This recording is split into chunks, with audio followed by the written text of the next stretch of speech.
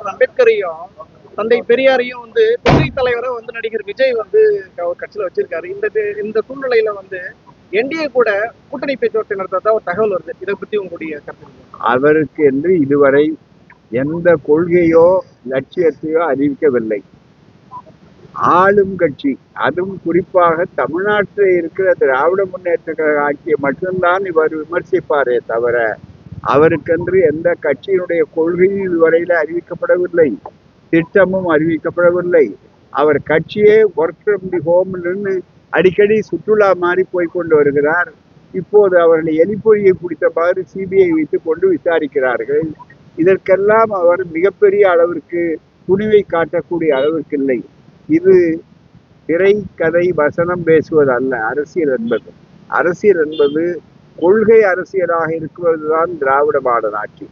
இது எத்தனையோ நெருப்பாடுகளை எல்லாம் கடந்திருக்கிறது.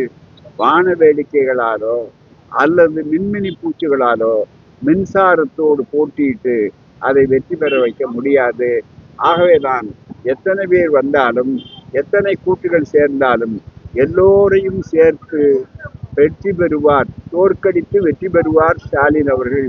காரணம், அது ஸ்டாலின் வலிமை. திராவிட முன்னேற்ற கழக கூட்டணியினுடைய வலிமை என்பது ஒரு பக்கத்தில் இருந்தாலும் அதைவிட மக்கள் இந்த இயக்கத்தின் பக்கம்.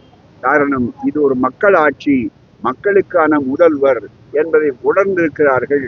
இங்கே இருக்கிற மக்கள் மட்டுமல்ல, புலம்பெயர்ந்த தமிழர்கள் உட்பட உலகளாவிய அளவிற்கு அவருடைய சாதனைகள் சரித்திரமாக பேசிக் கொண்டிருக்கின்றன. எனவே அந்த படிக்கட்டுகளின் மீது அவர் நின்று கொண்டிருக்கிறார். வெறும் அவர் குளத்தில் சேற்றிலே இல்லவில்லை. தாமரையை பறிக்கலாமா பறிக்க வேண்டாமா என்று யோசிக்க வேண்டிய இடத்துல இல்லை.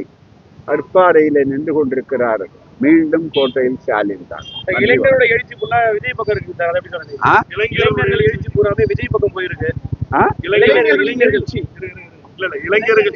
விஜய் பக்கம் அதிகமா இருக்காங்க. ரசிகர் மன்றங்கள் பல பேருக்கு உண்டு, அவ்வளவுதான்.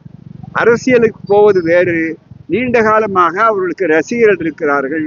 ரசிகர்கள் எப்போதும் அவர் பக்கம் இருப்பது அவர்களுக்கும் நல்லது, ரசிகர்களுக்கும் நல்லது. அரசியல் பக்கம் வர முடியாது. நன்றி, வணக்கம்.